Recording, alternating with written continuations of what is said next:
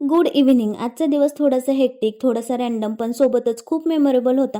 तो कसा हे सांगतेस. त्याआधी ना आज महाराष्ट्र दिन होता आणि त्यामुळेच ना आज गणेशला ऑफिसला पण सुट्टी होती.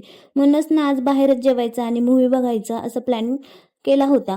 आणि त्यामुळेच मी इथे तयारी करत होते. मी ना गणेशचे सगळे कपडे आधीच प्रेस करून ठेवत असते. पण माझे ना जेव्हा लागेल तेव्हाच करते. त्यामुळेच मी ते कपडे प्रेस करत होते. आणि त्यानंतर ना अद्विकला पण कुठले कपडे घालायचे हे डिसाईड करून ठेवलं. त्याच्यासाठी पाणी बॉटल, बिस्किट वगैरे पॅक केला आणि मग काय रेडी व्हायला गेले. आणि नेमकं तेव्हा छोटासा ट्विस्ट आला. मग काय पुन्हा आउटफिट चेंज करावा लागला, पुन्हा प्रेस करावा लागला आणि पुन्हा रेडी व्हावं लागलं. असं काहीतरी सगळी गडबड उडाली. शेवटी लुक मस्त जमला.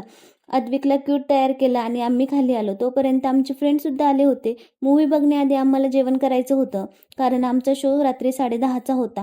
त्यामुळेच आम्ही पोचलो हॉटेल शौर्यवाड्याला. बघतो तर काय, वेटिंगला एवढी गर्दी होती. आपला नंबर कधी येणार हा विचार करत ही आमची चिल्लर पार्टी जेवण झालं कुठलं पान खायचं यावर चर्चा करत होती. फायनली आमचा नंबर आला. मस्त अशी चिकन थाळी ऑर्डर केली. पोटभर जेवण झाल्यावर लगेच थिएटरकडे निघालो राजा शिवाजी मूव्ही बघायला. मूव्ही सुरू झाला आणि खरंच एक वेगळीच फिलिंग आली. प्राऊड मुमेंट्स आणि सोबतच फुल एनर्जी वाटत होती. आणि खरंच सांगते, कधी कधी ना असा अचानक घेतलेला छोटासा ब्रेकच लाईफला रिफ्रेश करून टाकतो. असे ना छोटे छोटे क्षण एन्जॉय केले पाहिजे. चला, असा होता आजचा दिवस. बाय.